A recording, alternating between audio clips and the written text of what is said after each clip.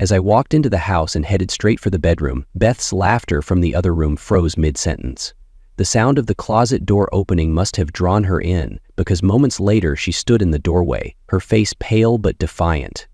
"What the hell are you doing?" she yelled, her voice cracking as she saw me packing my things. I didn't stop or even look at her. "What I should have done a long time ago," I said calmly, my voice steady even as my heart raced. Her protests echoed behind me, but I was already gone, emotionally, if not yet physically. But before we dive deeper into this story, let me know where you're watching from in the comments below. And if you enjoy stories like this one, don't forget to subscribe and hit the notification bell so you never miss the next chapter. And the third item left up is that there seems to be, Peter Thornhill wasn't sure when his life had become so predictable. At 48, he often felt like a character in someone else's story, a background extra in a world that had long since stopped feeling like his own. Every morning, his alarm clock buzzed at precisely 6:15 a.m., signaling the start of another day filled with deadlines, meetings, and software glitches he no longer cared about solving. His job as a senior software engineer had once sparked ambition, but now it only brought the steady hum of boredom. After all, Peter's marriage to Beth, once vibrant and filled with laughter, had faded into a routine of polite conversations and separate worlds. They moved through their shared suburban home like ghosts, careful not to disrupt the fragile peace. Evenings were spent in silence, the TV murmuring in the background as they scrolled through their phones. Dreams of becoming a writer and living a quiet life in the mountains still lingered in Peter's mind, though they felt as distant as the peaks he used to fantasize about. A folder on his laptop titled Untold Stories contained countless beginnings of novels, each abandoned when life's demands pulled him back to reality. Still, Peter carried on, convincing himself that stability mattered more than passion. He was the dependable husband, the reliable father, the steady provider. But as the days blurred into one another, an undeniable truth pressed against the edges of his mind. Something had to change, or he would suffocate in the monotony. Though Peter preferred to ignore it, cracks had long since formed in the foundations of his marriage. Beth was distant in ways he couldn't explain but could always feel. She often retreated to their bedroom early, citing headaches or exhaustion, leaving Peter to finish dinner with their children. When they spoke, her words were clipped, as though she had a finite supply of patience reserved for other people. Peter couldn't deny the growing strain at home. His 17-year-old son Jason had become a stranger, hostile and dismissive, perpetually glued to his phone or storming out of the house to meet friends Peter didn't approve of. Jason had been caught skipping school twice this month, and Peter suspected there was more he didn't know. His daughter Laura was quieter, but no less troubling. At 14, she oscillated between moments of sharp defiance and an eerie withdrawal that left Peter wondering if she was okay. She barely spoke to him anymore, preferring the company of her friends or the solace of her closed bedroom door. There were moments when Peter tried to bridge the gap, but every effort seemed to fall flat. A family dinner felt like a chore, filled with the clink of forks against plates and forced small talk. In his heart, Peter feared they were all slipping away from one another, and he didn't know how to stop it. The growing distance in his marriage and the unraveling of his family felt like warning signs. But Peter, ever the pragmatist, told himself it was just a phase, one that would eventually pass. Deep down, however, he knew better. End of chapter 33. Recording by Darren Graham. It started as an ordinary Tuesday, one of those dreary midweek days that felt neither here nor there. Peter's morning commute was slow, his coffee lukewarm, and his inbox overflowing with tasks that barely held his attention. By mid-morning, though, a dull ache behind his eyes had grown into a persistent throb. He brushed it off at first, attributing it to stress or a bad night's sleep, but by lunchtime, the nausea set in. When his boss, a no-nonsense man with little patience for sick days, noticed Peter's pallor, he waved him off with an unusual kindness. "You look like hell, Thornhill. Go home and rest before you infect the whole office." Peter didn't argue. The drive home felt longer than usual, his mind foggy with exhaustion. The December air bit through his jacket as he shuffled from his car to the front door. That's when he noticed it. An unfamiliar green pickup truck parked in his driveway, its hood dusted with the faint residue of road salt.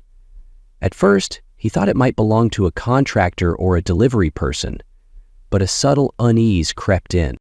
Stepping inside, the house was unusually silent, almost oppressive in its stillness. Beth was supposed to be at work, the kids at school, yet something felt off.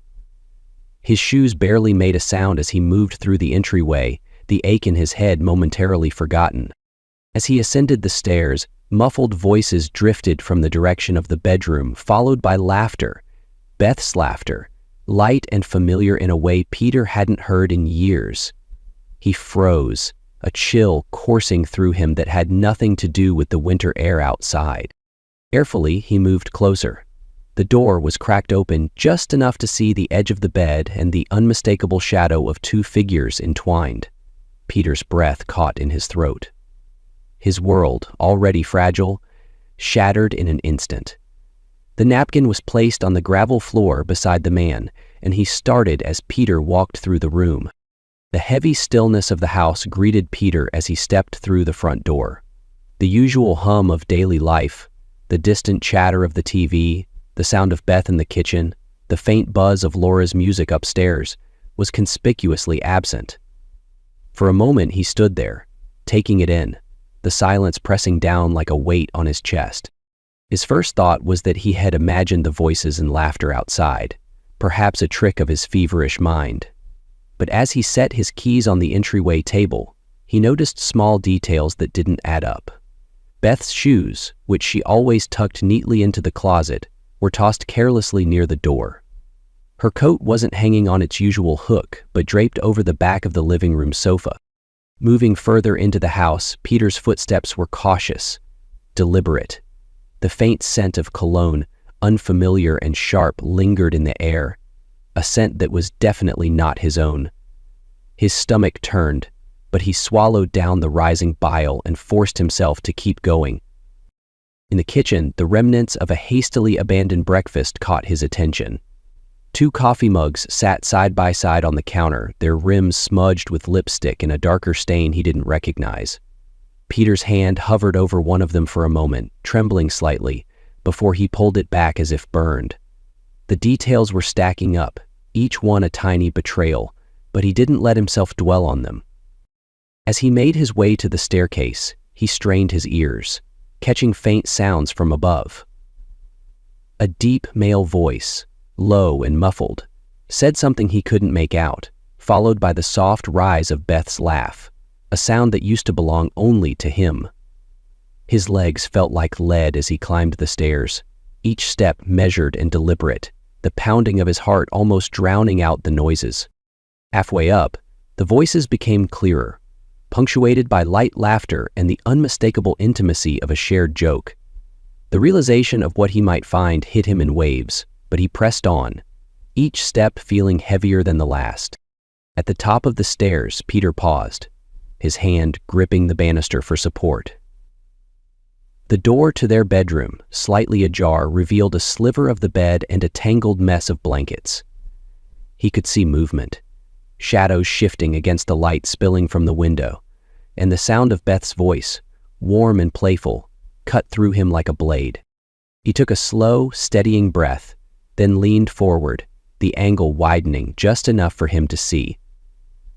What he saw stopped him cold, the world narrowing to a single, unbearable truth. Peter's hand trembled as he pushed the door open just enough to widen his view. The sunlight streaming through the window bathed the room in an almost serene glow, a cruel contrast to what he was witnessing. On the bed he had shared with Beth for years, there she was, her laughter still echoing softly, as she leaned into the embrace of a man Peter didn't recognize. At first, his mind refused to process the scene. He blinked, hoping it was some fevered hallucination brought on by his illness. But the longer he stared, the clearer it became. The man, younger and fitter than Peter, whispered something into Beth's ear, making her laugh again as she rested her head on his chest. That laugh, once reserved for their shared private moments, now felt like a mockery, a sound that no longer belonged to him. A surge of emotions threatened to overwhelm him. Shock, anger, humiliation. They crashed into him all at once, leaving him frozen in place. His breath came in shallow gasps as his fists clenched involuntarily. He wanted to burst into the room, to demand answers, to yell, scream, anything. But his body wouldn't move. Instead, his eyes darted to his phone in his pocket, an impulse taking over. Slowly, as though afraid any sudden movement might give him away, he pulled it out and swiped to the camera. His hands shook as he framed the image on the screen, his finger hovering over the shutter button. As he snapped the first photo, a strange detachment washed over him. It was as if he were outside himself, watching another man document this moment of devastation. He took another photo, and then another, each one sharper and more damning than the last. This wasn't just about proving what he'd seen. It was about creating a record, a way to convince himself later that this was real, that this was happening. Peter's vision blurred with tears he refused to let fall, his chest tightening with the weight of betrayal. Every detail became seared into his memory. The way Beth's hair spilled over her shoulders, the sound of her voice, the way her hand lingered on the man's chest. He hadn't realized how long it had been since she'd touched him with that same tenderness. As his heart pounded in his ears, Peter wrestled with conflicting urges. Part of him wanted to throw the door open and confront them, to demand to know how long this had been going on and why. But a quieter, colder part of him held him back. What would yelling accomplish? He needed to stay in control, to think clearly, to plan his next move. He stepped back, careful not to let the door creak. His retreat down the stairs felt both painstakingly slow and oddly detached. His mind swirled with fragmented thoughts. How long? Why him? Why now? But one thought stood out above the rest. This ends today. Reaching the front door, Peter paused, his hand gripping the doorknob tightly. He took one last look around the house he had worked so hard to build, the house that no longer felt like home, and walked out into the cold winter air, the images on his phone a heavy burden in his pocket. Peter stepped out of the house into the crisp winter air, the chill biting against his flushed skin. His breaths were shallow, his mind racing, but his body moving on autopilot. The green pickup truck was still parked there, bold and unbothered, as if mocking him. For a moment he stood frozen, staring at the vehicle, anger simmering just beneath the surface. He glanced back toward the house, half expecting to see Beth at the window, but the curtains remained still. A bitter smirk crossed his lips. They don't even know I was here. As his eyes returned to the truck, an idea formed. Heady, impulsive, but undeniably satisfying. He needed some semblance of control in a moment when everything felt like it was slipping through his fingers. Walking purposefully to his car, Peter opened the trunk and rummaged through it until he found the small toolkit he always kept for emergencies. With steady hands, despite the turmoil inside him, he crouched by the front tire of the truck and unscrewed the valve cap. The hiss of escaping air was oddly soothing, like a release valve for his own anger. One tire wasn't enough, though. He moved to the next, then the next, methodically deflating all four until the truck sat low, helpless on its axles. Peter straightened up, wiping his hands on his jeans and allowing himself a small, grim sense of satisfaction. It wasn't justice, not by a long shot, but it was something. Sliding into his own car, he gripped the steering wheel tightly as he pulled out of the driveway. He didn't look back. The motel wasn't far, and as he drove, his thoughts were a blur of plans and emotions he couldn't yet untangle. For now, he needed space.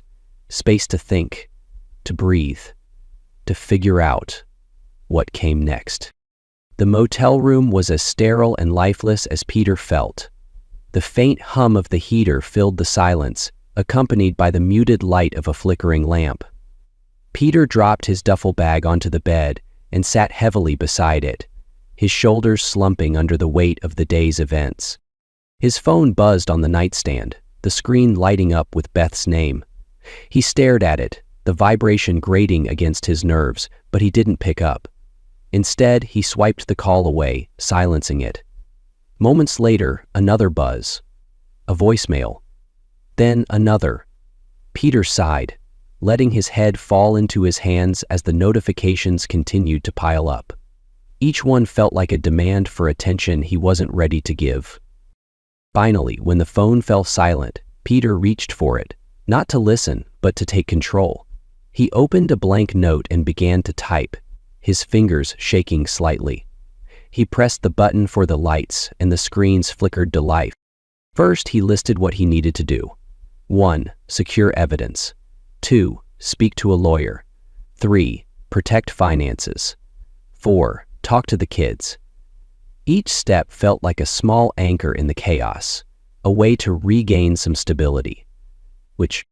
Next, he began organizing the photos he'd taken. Every time he looked at them, his stomach turned, but he forced himself to catalog them into a folder labeled simply Proof. He wasn't sure yet how he'd use them, but he knew they were important. The more he wrote, the clearer his thoughts became. This wasn't about vengeance, he told himself. It was about reclaiming his life. He couldn't undo what had happened, but he could take the next steps on his own terms. As he saved the file, his phone buzzed again. A text from Beth this time. "We need to talk. Please come home." Peter stared at the words, his lips pressing into a hard line. He turned off the phone, placing it face down on the nightstand. Not tonight. Tonight was for planning. The next morning, Peter awoke with a grim sense of resolve. He retrieved his laptop from the duffel bag and began researching. Clark Slater. That was the name on the insurance card he had glimpsed in the lover's truck. It didn't take long to connect the dots. A quick search revealed a LinkedIn profile, and from there Peter found more. A Facebook account, photos of Clark with his family, and most importantly, the name of his wife, Lila Slater. Peter's hands hovered over the keyboard for a moment, hesitating. Was this too far? But then he thought of the laughter, the betrayal, the humiliation, and his resolve hardened. He composed a short, anonymous email attaching the clearest photos he had taken the day before. The message was brief. "You deserve to know the truth. Your husband was with my wife yesterday. These photos speak for themselves." Before he could overthink it, he hit send. The message disappeared into the void, and Peter leaned back in his chair, exhaling slowly. It wasn't a solution, but it was a start. The sense of control it brought was fleeting but satisfying. As he closed his laptop, Peter allowed himself a small, bitter smile. If Clark thought he could walk away unscathed, he was sorely mistaken. As the hours dragged on, Peter sat by the motel window, staring blankly at the parking lot outside. His mind churned with fragmented thoughts, each one sharper than the last. The life he had spent years building, the marriage, the family, the stability, had fractured in an instant. He pressed his palms against his temples, as if he could physically hold back the tide of emotions threatening to overwhelm him. Regret crept in first, gnawing at him with cruel questions. How did I not see this coming? Could I have done something differently? But as the regret took root, anger soon followed, burning away the doubts with its searing heat. This wasn't just his failure. Beth had made her choice, over and over again. His gaze shifted to his phone, still face down on the nightstand. The silence in the room was deafening, broken only by the faint hum of the heater. He thought about their house, his house, and how he'd spent years working late, fixing leaky faucets, shoveling snow, all to keep it running. Now, it felt tainted, like a stage set for a lie he had unknowingly performed in. But beneath the anger and regret, a deeper sadness lingered. He thought about the first time he met Beth, how her laugh used to light up a room, how they had danced barefoot in the kitchen during their first year of marriage. Those memories felt like they belonged to someone else now, as though they had been stolen by the strangers they had become. Peter inhaled deeply, grounding himself. He knew there was no going back. The life he thought he had was over, and clinging to it would only drag him further into despair. If this was the end, it could also be a beginning. The realization wasn't comforting, but it was necessary. He had to let go, no matter how much it hurt. The house felt different when Peter walked through the door. Quieter, heavier. Every creak of the floorboards and every distant sound seemed amplified. He had texted Beth earlier to let her know he was coming to gather his things. The thought of seeing her filled him with a mix of dread and cold determination. Beth was waiting in the living room, her face pale, her eyes rimmed with red. She stood as he entered, wringing her hands nervously. "Peter," she began, her voice cracking. "Please, can we talk?" Peter didn't respond. Instead, he walked past her toward the stairs, his expression unreadable. His silence was its own statement, and it made Beth's voice rise in desperation. "It was a mistake. I wasn't thinking. Please, you have to believe me." He paused at the foot of the staircase, gripping the banister tightly. Turning to face her, his voice was low but steady. "A mistake is forgetting an anniversary, Beth. 6 months of lying? That's not a mistake. That's a choice." Her tears spilled over and she stepped closer, her hands trembling. "I was lonely, Peter. You were so distant. We stopped talking, stopped connecting. I didn't know what to do." Peter's laugh was bitter and sharp. "So your solution was him? You didn't think to talk to me, but you could laugh in his arms? That's rich. So is that why you're doing this, because you don't want to regret it?" Beth flinched at his words, her sobs growing louder. "I know I messed up. But I love you. I don't want to lose you. I'll do anything to fix this." Peter's jaw tightened as he forced himself to look at her. "Love?" he repeated, his voice heavy with disbelief. "You don't destroy the people you love, Beth. You don't humiliate them, break their trust, and then beg for forgiveness when you're caught." Beth sank onto the couch, her shoulders shaking as she wept. Peter turned and ascended the stairs, his movements brisk and purposeful. In the bedroom, he packed quickly, methodically, not allowing himself to dwell on the photos of their family or the little reminders of a life now shattered. When he returned downstairs, suitcase in hand, Beth stood again, blocking his path. "Please," she whispered, her voice hoarse, "don't do this." Peter met her gaze, his eyes cold and resolute. "You already did." With that, he walked past her, the sound of the door closing behind him punctuating the finality of his words. As Peter reached for the doorknob, Beth's voice broke through the silence. "You think this is all on me?" she said, her tone sharp, cutting through her tears. "Do you even realize how lonely I've been?" Peter froze, his grip tightening on the handle. Slowly he turned to face her, his expression unreadable. "Lonely?" he repeated, his voice low but laced with incredulity. "You had a husband, a family, a home? What part of that wasn't enough for you?" Beth's eyes, red and swollen, filled with fresh tears. "You were never really there, Peter. Even when you were home, it was like you weren't. Always working, always stressed, always somewhere else in your head. I felt invisible." Peter's laugh was bitter, a sharp contrast to her broken demeanor.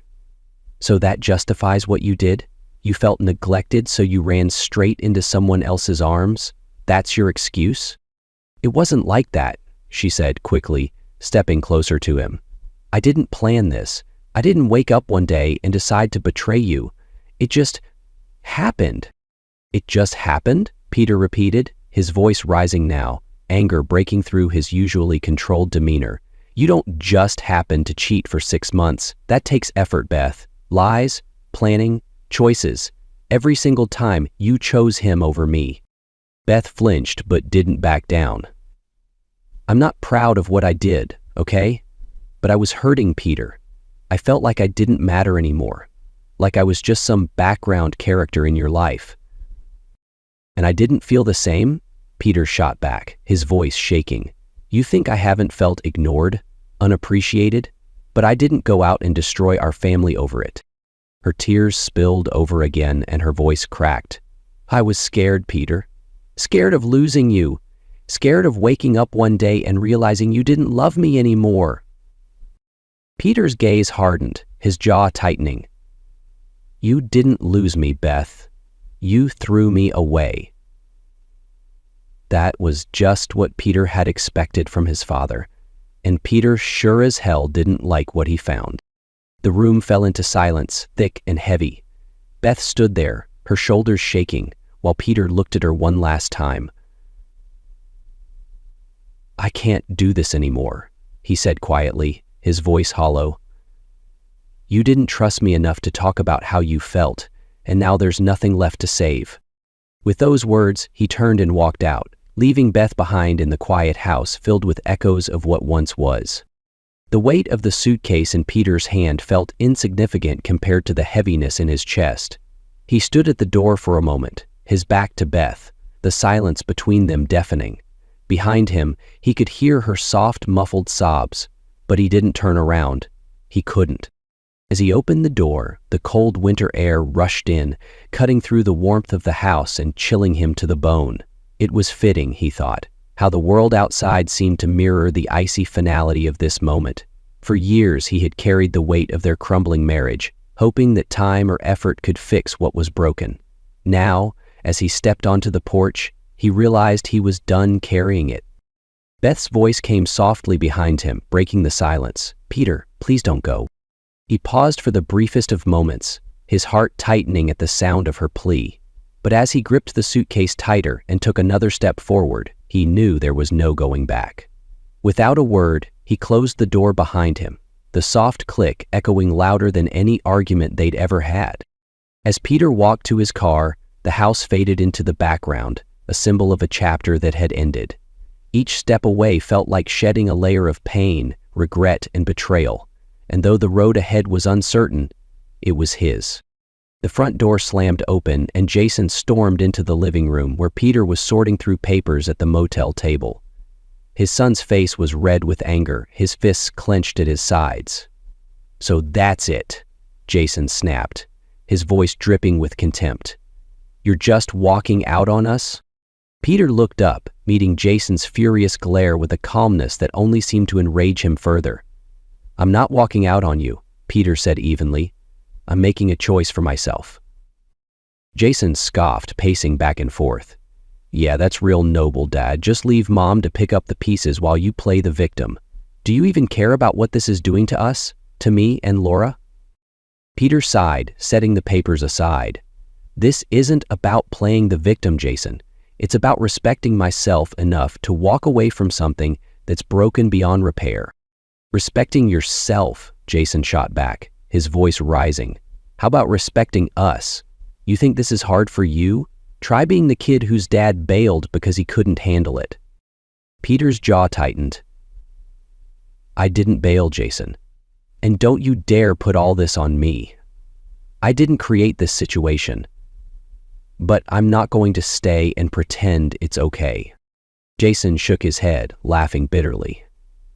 "You're just running away. Typical." He turned and stormed out of the room, slamming the door behind him. Peter leaned back in his chair, the sound of the slamming door echoing in his mind. He had expected anger, but Jason's words still cut deep. Despite the hurt, Peter knew he couldn't let his son's rage derail his decision. Later that evening, there was a soft knock on the door. Peter hesitated before opening it, finding Laura standing there, her eyes red from crying. She looked smaller than usual, her shoulders hunched as though the weight of the situation was pressing down on her. "Can I come in?" she asked quietly, her voice barely audible. Peter stepped aside, allowing her in. She sat on the edge of the bed, fidgeting with the hem of her sleeve. "Dad," she began, her voice trembling. "Please don't leave us." Peter's heart ached at the raw vulnerability in her tone. "Laura," he said gently, sitting beside her, "this isn't about leaving you or Jason.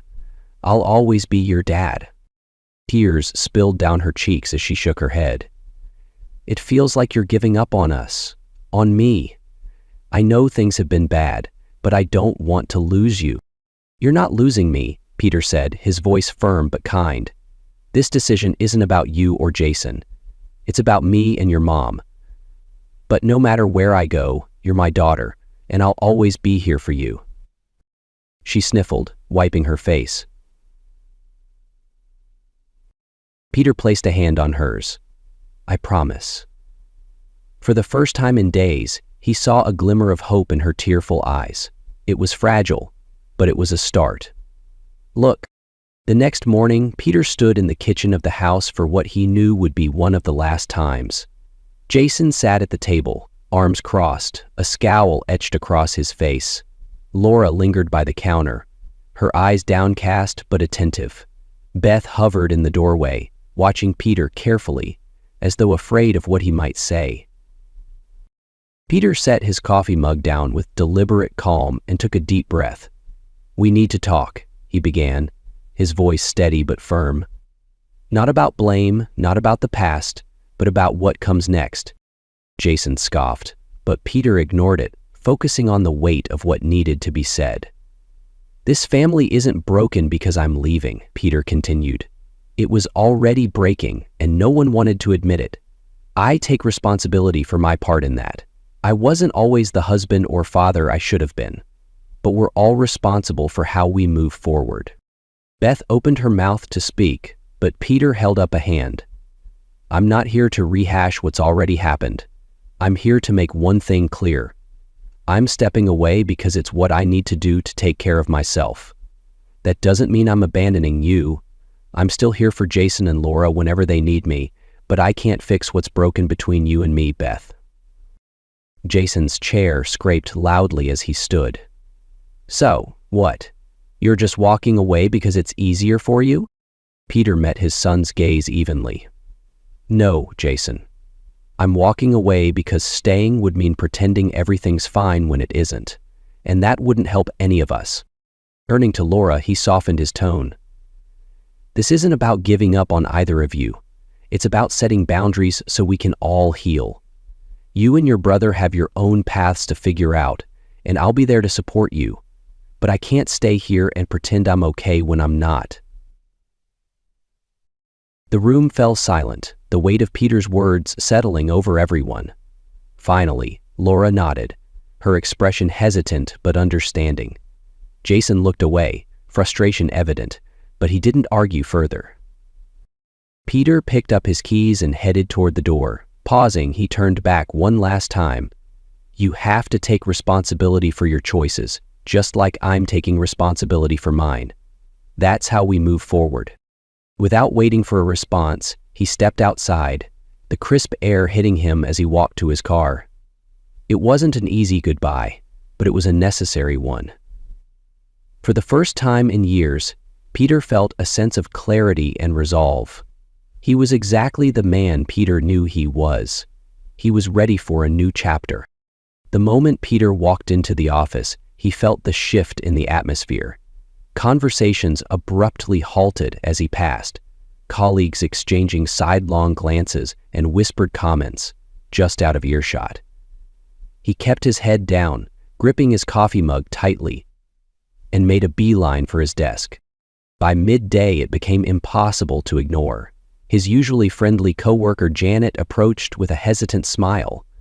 "Hey, Peter," she started, her tone overly cautious. "If you need someone to talk to, I'm here." I stared at the shadow man. Peter stiffened but managed a polite nod. "Thanks, Janet. I'm fine." Her smile faltered and she quickly retreated. Others weren't as subtle. A pair of junior employees stared at him openly from across the room, their voices too low to hear but their expressions speaking volumes. Peter clenched his jaw, focusing on his computer screen, but the whispers and stares felt like a tangible weight pressing on him. By the time lunch rolled around, he was tempted to leave early, but he forced himself to stay.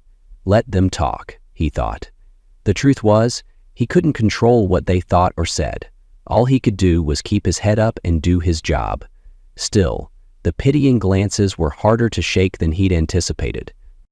That evening, Peter stepped into the parking lot, grateful to finally escape the stifling environment of the office. The cold air was refreshing, and he took a deep breath as he approached his car. But as he unlocked the door, a voice called out behind him. "Hey, Peter." He turned to see Clark Slater striding toward him, his face flushed with anger. Peter's pulse quickened, but he kept his expression neutral, leaning casually against his car. "Clark," he said evenly, "didn't expect to see you here." Clark stopped a few feet away, his fists clenched. "You think you're some kind of hero, don't you? Sending those pictures to my wife? Do you have any idea what you've done to my life?" Peter met his glare with quiet resolve.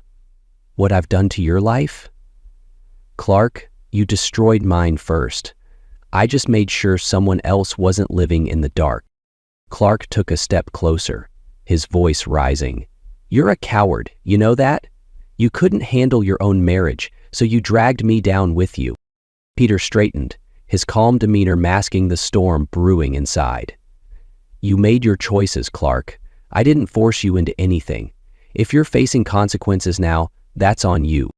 Clark's jaw worked as though he wanted to say more, but Peter's steady gaze seemed to disarm him. Finally, Clark threw his hands up in frustration. "You're a piece of work, you know that?" Peter opened his car door, pausing to deliver his final words. "Maybe, but at least I can look myself in the mirror." While the rest of us sat there helpless. Without waiting for a response, he got into the car and drove away, leaving Clark standing in the cold. The encounter left his adrenaline surging, but for the first time in weeks, Peter felt like he had reclaimed a small piece of his dignity, and taking a deep breath, he thought about what had been so challenging about what had happened. Peter arrived at the small Italian restaurant feeling a mix of nervousness and curiosity. It had been years since he'd sat across from anyone other than Beth for a meal, but Marcy's invitation had been impossible to decline. She was an old colleague from a previous job, someone he'd always admired for her intelligence and warmth. They'd reconnected over a chance meeting at a coffee shop a few weeks back, and now here they were. As soon as he stepped inside, Marcy waved him over, her smile as bright as he remembered. "Peter, it's so good to see you," she said warmly, standing to give him a quick hug. Her energy was infectious, and for the first time in weeks, Peter felt his shoulders relax. The conversation flowed easily, with Marcy steering them away from heavier topics and toward light-hearted memories of their shared workdays. Over plates of linguine and glasses of wine, Peter found himself laughing, a genuine, unguarded laugh that felt foreign but welcome. "I always thought you were wasted in that cubicle," Marcy said suddenly, her gaze steady and sincere. "You talked about writing all the time. Why didn't you go for it?" Peter hesitated, then shrugged. "Life got in the way, I guess. Stability seemed more important." Marcy leaned forward, her expression soft but firm. "Stability is overrated. You're a storyteller, Peter. It's in you. Don't let anyone or anything convince you otherwise." "Excellent perspective."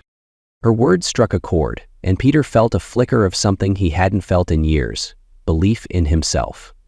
By the end of the meal, he wasn't just grateful for the company. He was grateful for the reminder of who he used to be. The evening stretched on as Marcy suggested they take a walk along the nearby park trail.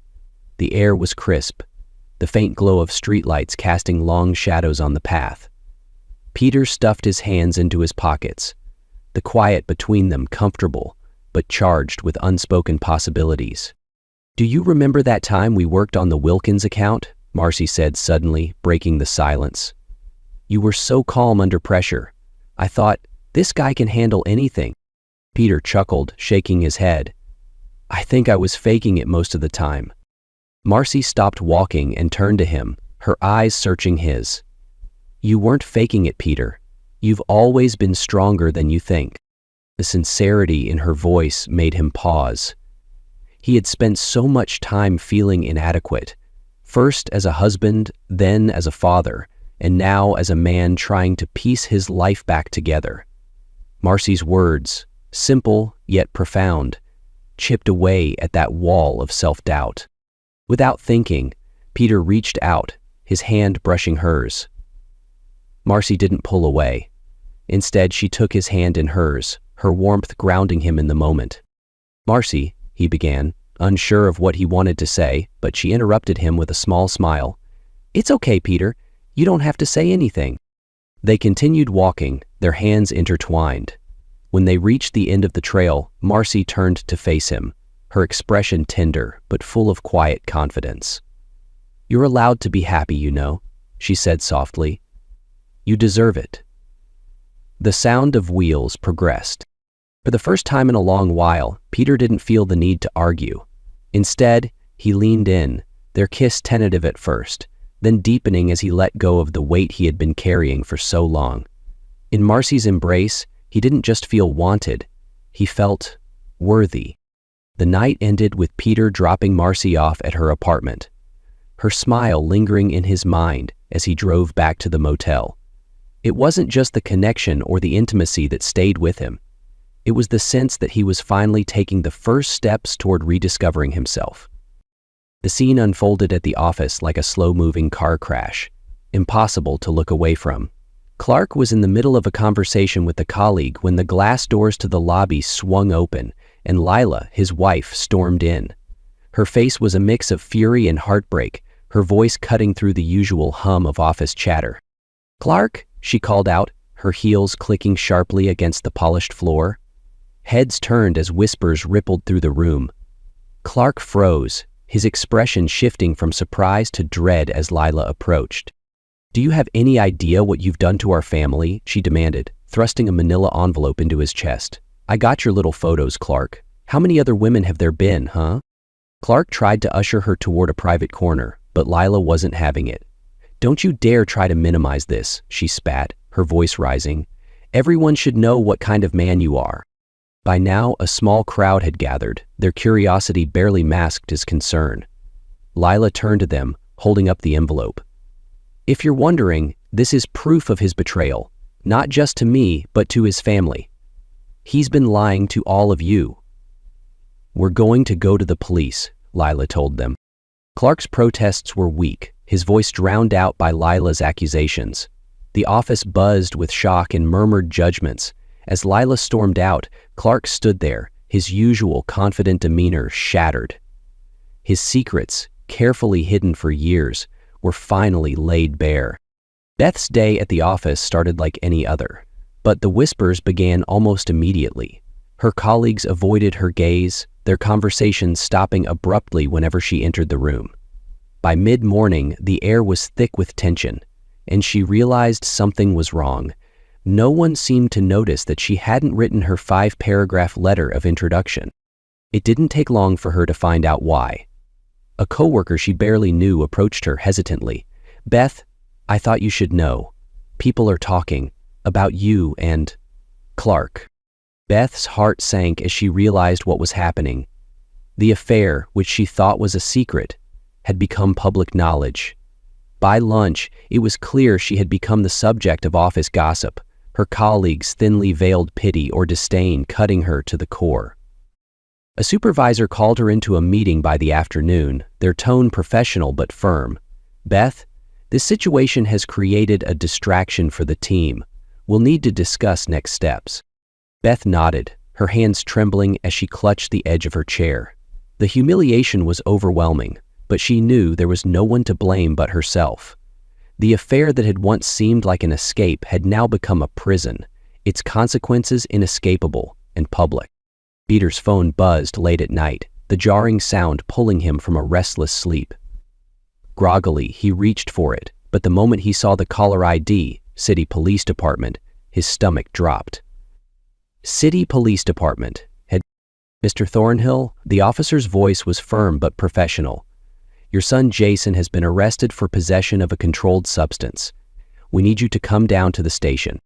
The drive to the station was a blur of anger, fear, and disappointment. When Peter arrived, he found Jason sitting on a metal bench in the holding area, his head hung low. The boy who once begged Peter to stay up late and watch movies now looked like a stranger, defiant, yet vulnerable. "What the hell were you thinking?" Peter's voice was low but charged with frustration as they sat in the station's small conference room. Jason avoided his father's eyes, shrugging. "It's not a big deal." Peter slammed his palm on the table, startling Jason. Not a big deal. You've just landed yourself in jail, Jason.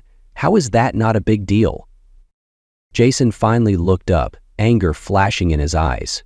You don't get it, Dad. You don't care about anything but yourself. Peter's chest tightened, but he kept his voice steady. I care enough to tell you the truth, even if you don't want to hear it. You're heading down a dangerous path, and I'm not going to let you drag yourself further into this mess. He looked. Jason scoffed. What are you going to do? Lecture me? No, Peter said firmly.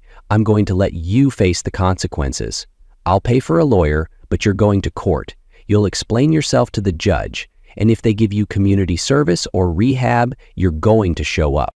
Jason's bravado cracked, replaced by a flicker of fear.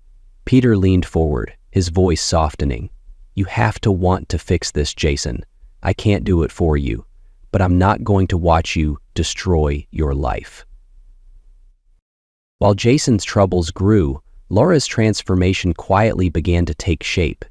At first, it was small changes, choosing to stay home and study rather than go out with friends, helping Peter with errands when he visited. But as weeks turned into months, the shift became undeniable. One evening, Peter received an unexpected call from Laura. Dad, can we talk? She asked, her voice hesitant but clear. Of course, Peter said, meeting her at a local diner. Over milkshakes, she opened up in a way she hadn't in years. I've been thinking a lot, Laura admitted, her fingers tracing the edge of her glass. About everything. About how I've been acting. Peter listened as she explained how she'd started seeing her own behavior in Jason. Rebellious, angry, and self-destructive. I don't want to end up like that, she said quietly. I want to do better. From that moment, Laura threw herself into improving her grades and reconnecting with healthier friends. She even joined a local volunteer program, helping at a community garden after school. Peter couldn't help but feel proud as he watched her take responsibility for her life, fueled by her desire to change. One day, she handed him a brochure for a summer leadership program. Do you think I could do this? She asked, her voice tinged with uncertainty. Peter smiled, placing a reassuring hand on hers. You can do anything, Laura. I believe in you. Laura's journey wasn't without challenges, but her determination inspired Peter. Her resilience reminded him that while some bridges in their family might have burned, others were being rebuilt, stronger than before. In the weeks following Jason's arrest and Laura's newfound focus, the Thornhill family began to show small but meaningful signs of growth. Conversations, once filled with tension and avoidance, became more open, albeit tentative. Jason, now attending mandatory rehab sessions, started to soften in his interactions with Peter, though their relationship was far from healed. Laura, on the other hand, became a steady presence at home. She stepped into a supportive role for her brother, offering quiet encouragement without judgment. Her actions set an example, proving that change was possible, even in the face of mistakes. Beth, humbled by the fallout of her choices, began putting in the effort to repair her relationship with the kids. Though her interactions with Peter remained distant, they found a way to co-parent with civility, prioritizing Jason and Laura's well-being. Peter noticed a subtle shift one evening as the family sat in the living room, Jason working on a counseling assignment, Laura reading, and Beth quietly preparing tea. The silence felt different now, less like avoidance and more like a fragile truce. It wasn't perfect, but it was progress. For the first time in a long time, there was a glimmer of hope in the Thornhill household. Peter arrived at the Thanksgiving gathering hosted by an old friend, feeling a mix of reluctance and curiosity. His friend Dave had insisted he come, claiming it would do him good to get out and be around people who cared. The warm chatter of guests and the inviting aroma of roasted turkey greeted him as he stepped inside. Peter, glad you made it, Dave said, clapping him on the back. There's someone I want you to meet. Peter barely had time to protest before Dave led him toward a woman standing by the fireplace. She was talking animatedly to another guest, her Irish accent lilting and warm. When she turned to face him, Peter noticed her vibrant green eyes and an easy smile that felt disarming. "Peter, this is Morin," Dave introduced. "Morin, this is the friend I told you about." Morin extended her hand, her grip firm and confident. "Nice to meet you, Peter. Dave's spoken highly of you." "Ha. Hopefully not too highly," Peter replied with a small smile, surprised at how natural it felt to joke. As the evening unfolded, Peter found himself gravitating toward Morin. They exchanged pleasantries over dinner, but it was her sharp wit and genuine interest in his stories that stood out. When she laughed, it wasn't polite or forced. It was the kind of laugh that made Peter feel seen in a way he hadn't in years. By the time dessert was served, the initial awkwardness of introductions had melted away, replaced by a connection that felt unspoken but undeniable. Later in the evening, as the crowd thinned and the fire crackled in the hearth, Peter found himself sitting with Morin in a quieter corner of the room. They drifted away from the larger group naturally, their conversation deepening as the night wore on. "So Dave tells me you're going through a rough patch," Morin said gently, her gaze steady but kind. "Care to share, or should I just fill in the blanks?" Peter hesitated, but there was something about Morin's presence that felt safe. "It's not much of a secret at this point," he said, leaning back in his chair. "My wife, well, ex-wife, eventually, had an affair. It's been a messy few months." Morin nodded, her expression softening. "I'm sorry. That's not an easy thing to go through." Peter looked at her, curiosity piqued. "You sound like you might know a thing or two about that." She smiled, though it didn't reach her eyes. "You could say that. My husband, ex-husband, wasn't exactly a paragon of fidelity either. Let's just say I've seen my fair share of betrayals." For a moment, they sat in comfortable silence, the weight of shared pain hanging between them. Then Morin broke it with a wry chuckle. "Funny, isn't it, how someone else's choices can upend your whole world?" Peter nodded, a small smile playing on his lips. "Yeah. Funny isn't the word I'd use, though." Morin laughed, the sound genuine and light. "Fair enough. But here we are, survivors of the wreckage. Maybe that's worth something." As they continued talking, their stories began to overlap. Moments of heartbreak, anger, and the slow, painstaking process of rebuilding. For every wound they uncovered, there was a thread of hope, a reminder that they weren't defined by the betrayals they'd endured. By the end of the night, Peter realized something unexpected. He wasn't just talking about his pain. He was sharing it.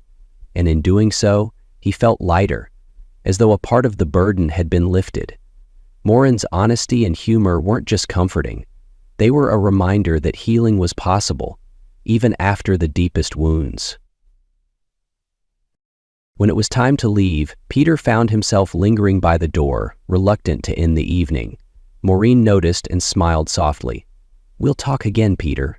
I have a feeling about that." Peter smiled and left, getting on the train back to his apartment.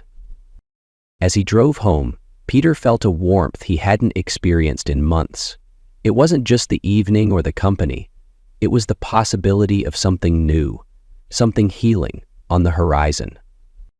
The days following Thanksgiving unfolded with a gentle rhythm. Peter and Morin began meeting regularly, their time together marked by a simplicity that felt comforting. Their favorite ritual quickly became evening walks through a local park, the crisp winter air invigorating as they wandered along the winding paths. The walks were peaceful in the ways that Peter had learned to be peaceful in the first. One evening, as they strolled under the soft glow of streetlights, Morin stopped to admire the bare branches of a tree silhouetted against the twilight sky. "There's something beautiful about this," she said, gesturing toward the stark scene. "Even in winter, when everything looks dead, it's just preparing for something new." Peter glanced at her, struck by the way she seemed to find meaning in even the simplest things. "I never thought of it like that," he admitted. "I've been so focused on what I've lost. I guess I haven't thought much about what's ahead." Morin turned to him, her expression thoughtful. "Maybe it's time you did," she said softly. "The past doesn't have to define you." Their conversations often veered into topics that felt deeply personal. Morin sharing stories of her childhood in Ireland, Peter recounting the dreams he'd once had of becoming a writer. The more they talked, the more Peter found himself opening up, his guard slipping in ways he hadn't thought possible. One night, as they sat on a park bench watching the stars, Morin reached over and took Peter's hand. "You don't have to do this alone, you know," she said, her voice steady and warm. "You deserve to have someone walk beside you." Peter squeezed her hand, a lump forming in his throat. "I think I'm starting to believe that," he said, quietly. As their bond deepened, Morin became a steady presence in Peter's life, offering not just companionship, but a perspective he hadn't considered before. She had a way of gently challenging his assumptions, helping him see that the walls he'd built to protect himself were also keeping him from moving forward. One evening, over dinner at her place, the conversation turned to Peter's marriage. "Do you still think about her?" Morin asked, not accusing, but curious. Peter set down his fork, considering her question. "I do," he admitted. Not in the way I used to. It's more like, trying to understand what went wrong, what I could have done differently." Morin nodded. "That's natural. But don't let it trap you. You're not the mistakes you made, and you're not the mistakes she made." Her words stayed with him, echoing in his mind as he navigated the lingering shadows of his past. Morin's presence wasn't about fixing him. It was about reminding him that he wasn't broken beyond repair. On a snowy afternoon, they sat by her fireplace, Peter reading aloud from one of his unfinished stories. When he finished, Morin smiled, her eyes bright. "You have a gift," she said simply, "and it's time you stopped hiding it." Her belief in him felt like a lifeline, pulling him further from the self-doubt that had anchored him for so long. Slowly but surely, Peter began to let go of the bitterness and regret, replacing them with a quiet hope for the future. One night, as they stood by the window watching snow fall, Morin wrapped her arms around him from behind. "You're not the man you were when we met," she whispered. "You're stronger now, and it shows." Peter turned, his gaze meeting hers. "It's because of you," he said, his voice steady. "You've shown me what it means to trust again." With trust in her hands, she picked up the glass and tried to drink. Morin smiled, resting her forehead against his. "Then I guess we're healing each other." In her arms, Peter didn't just feel safe. He felt whole. For the first time in years, the future didn't feel like something to fear. It felt like a promise.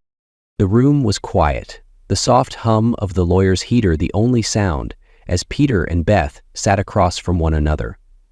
The divorce papers lay on the table between them, a stark symbol of the end of what had once been their shared life. Beth fidgeted with the pen in her hand, her eyes fixed on the document.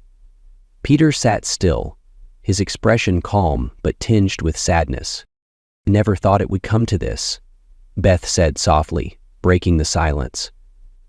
Her voice was steady, but the weight of her words lingered in the air. Peter sighed, leaning back in his chair. "Neither did I," he admitted. "But here we are." Beth's gaze lifted to meet his, her eyes filled with a mix of regret and longing. "Do you think we could have done something differently? Saved it before it got this far?" Peter paused, considering her question. "Maybe," he said finally. "But I think we both stopped trying long before this. We let too much go unsaid, ignored the cracks until they became too big to fix." Beth nodded, tears welling in her eyes. "I'm sorry, Peter, for all of it, for the lies, the hurt, for losing sight of what we had." Peter's throat tightened as he watched her struggle to hold back her tears. "I'm sorry too," he said, his voice low, "for not being the partner you needed, for missing the signs. But sorry doesn't change what's already happened." He held her close, and she briefly wrapped her arms around him to gently hold him close. "My best," Peter said, his voice thrilled. Beth wiped her eyes, forcing a small, bittersweet smile. "You were a good husband, Peter. I know I didn't say it enough, but you were." "And you were a good wife," Peter replied, his voice tinged with sincerity, "until we stopped being good for each other." They sat in silence for a moment, the enormity of their shared history hanging between them. Finally, Beth picked up the pen, her hand trembling slightly as she signed the papers. She slid them toward Peter, her eyes lingering on his face. "Do you think we ever had a chance?" she asked, her voice barely above a whisper. Peter hesitated before answering. "We did," he said. "But somewhere along the way, we both let it slip away." Beth nodded, her expression a mix of acceptance and sorrow. "I hope you find happiness, Peter. You deserve it." "You too," Peter said, meeting her gaze one last time. "Take care of yourself, Beth." With that, the lawyer collected the papers and the moment was final. As Peter walked out of the office, he felt a mix of emotions: relief, sadness, and a strange sense of closure. It wasn't the ending he had imagined, but it was the one they both needed to move forward. Peter stood in the middle of the nearly empty bedroom, a box in his hands, scanning the walls that now felt foreign and bare. The echoes of laughter, arguments, and quiet moments played in his mind like faint whispers, and for a moment he stood still, letting the memories wash over him. The last of his belongings were scattered around the room: a few books, a framed photo of Jason and Laura as kids, and an old jacket he had forgotten about. One by one he placed them in the box, his movements slow and deliberate. Each item felt like a fragment of a life he was finally letting go of.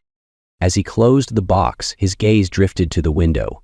Outside, the yard lay covered in frost, the swing set he had built for the kids now worn and empty. He remembered their laughter as they played, how Beth had called him in for dinner, and how life had felt simpler then. With a deep breath, Peter picked up the box and headed downstairs. Beth wasn't home, by design, he suspected, but he left a note on the kitchen counter anyway. "Thank you for the good times. Take care." As he stepped out the front door, the house loomed behind him, not as a symbol of failure, but as a chapter that had simply reached its end. Walking to his car, Peter didn't look back. Instead, he focused on the road ahead, his heart lighter than it had been in years. Jason's time in rehab started rocky, marked by defiance and skepticism. He resisted the process at first, treating it as a punishment rather than an opportunity. But as the days turned into weeks, something began to shift. The structured environment forced him to confront his choices, and the group therapy sessions introduced him to others who had walked similar paths.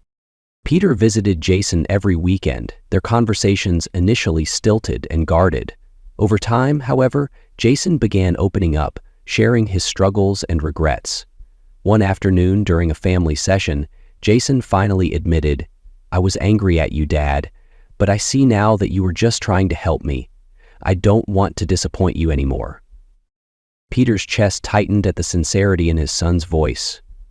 "I've always believed in you, Jason," he said, his voice steady. "But you have to believe in yourself too." By the time Jason completed the program, he was no longer the angry, self-destructive teenager who had been arrested.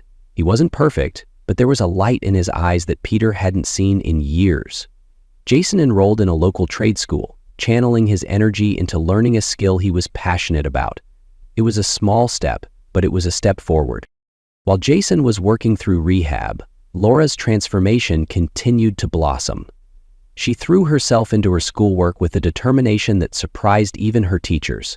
Her grades improved dramatically, and she began taking on leadership roles in her extracurricular activities. One evening, she sat across from Peter at the dinner table, a scholarship application in hand. "Dad," she said, her voice filled with both excitement and uncertainty, "I think I can actually get into a good college." Peter smiled, pride evident in his eyes. "I know you can. You've worked so hard for this." As the months passed, Laura's confidence grew. She started a part-time job at a local bookstore, balancing work and school with ease. Her success became a beacon for the family, a sign of what was possible even in the aftermath of upheaval. During a quiet moment, she confided in Peter, "You know, Dad, watching you rebuild your life made me realize I could do the same. You didn't let everything break you, and neither will I." Peter's heart swelled at her words. "You inspire me just as much, Laura," he said.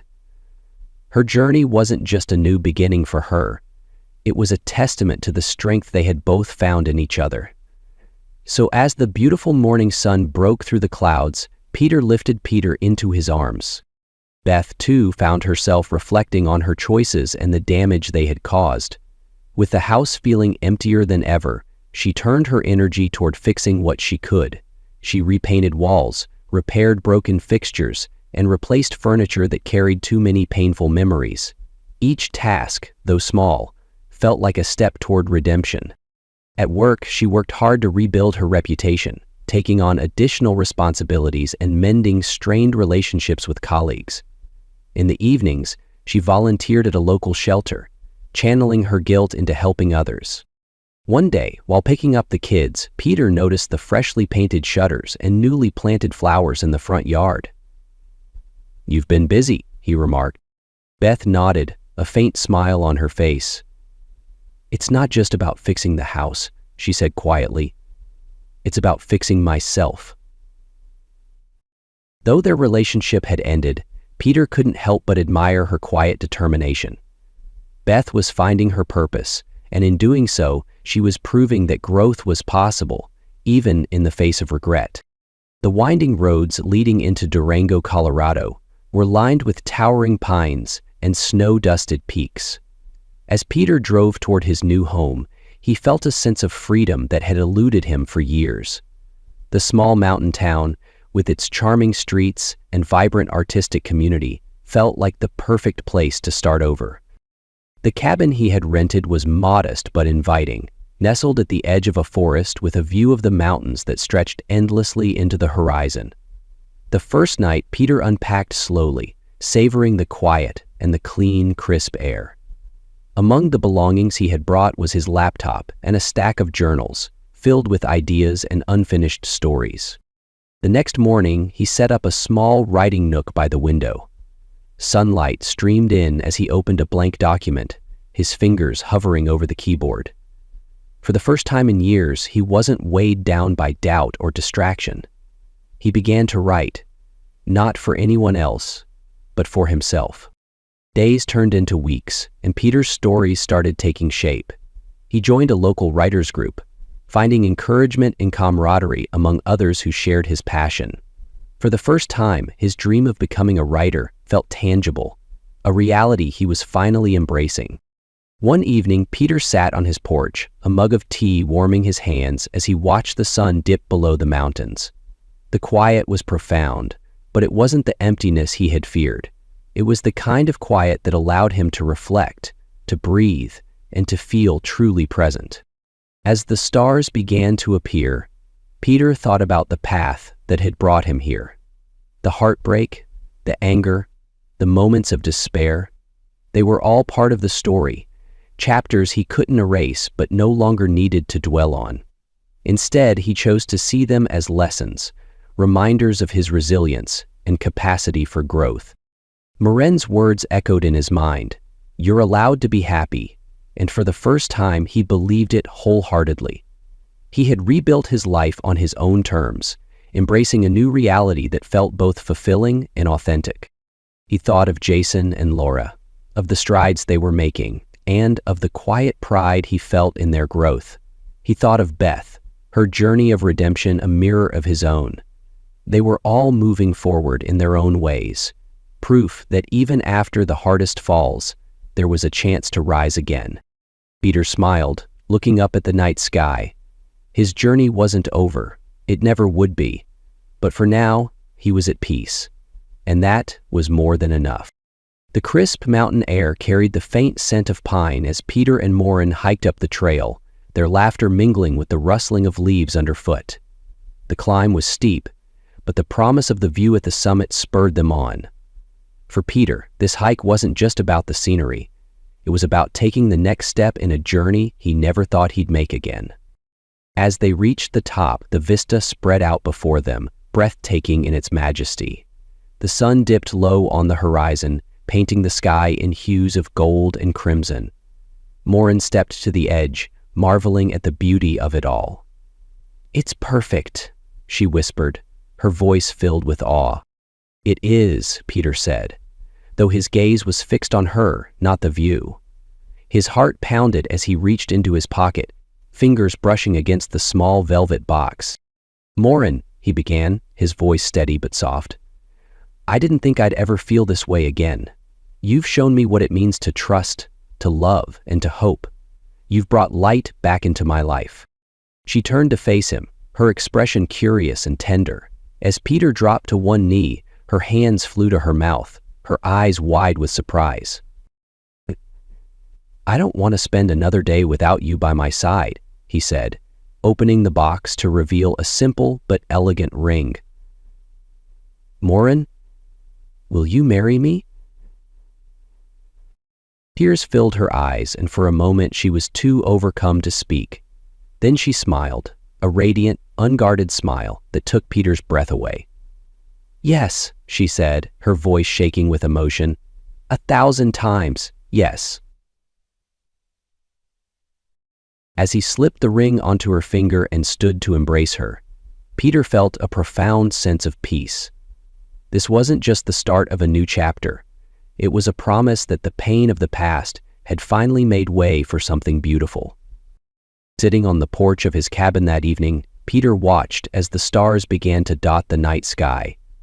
Morin sat beside him, her hand in his, the ring glinting faintly in the moonlight. The silence between them was comfortable, filled with unspoken understanding and shared joy. Peter's thoughts wandered to the path that had brought him here. There was a time when he'd thought his life was over, when betrayal and loss had seemed insurmountable. But as he reflected on the journey, he realized that every step, even the painful ones, had led him to this moment. The anger he once felt toward Beth and Clark had long since faded, replaced by a quiet acceptance. They were no longer the villains of his story, just characters in a chapter that had ended. The best revenge, he realized, wasn't anger or retribution. It was living a life filled with purpose, love, and authenticity.